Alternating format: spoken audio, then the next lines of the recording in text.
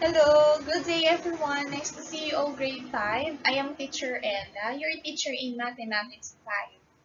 I hope you enjoy our today's lesson. Come, let's get started.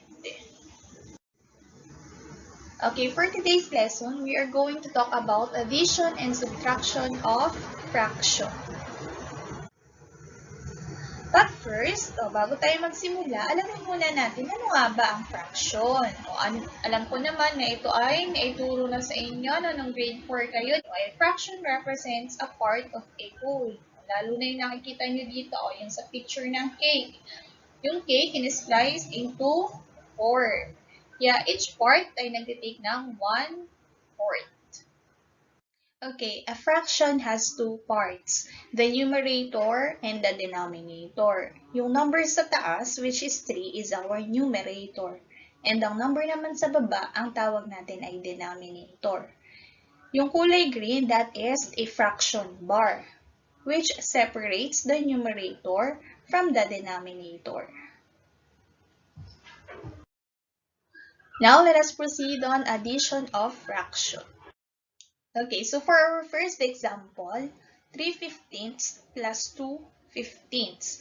So, tingnan natin ang ating denominator, 15 and 15.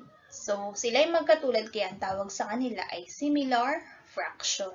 So, kapag ganito ang case, diretso na nating pag-a-addin ang ating numerators na 3 at 2. So, 3 plus 2, the answer is 5.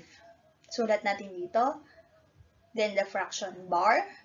So, 15, copy natin as our denominator. Kopya lang po. Kakopyahin lang ating denominator na 15. So, since ang sagot natin ngayon ay 5/15, isip tayo ng number na divisible sa kanilang dalawa.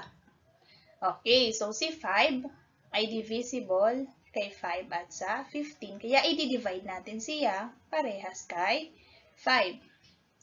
So, 5 divided by 5, the answer is 1.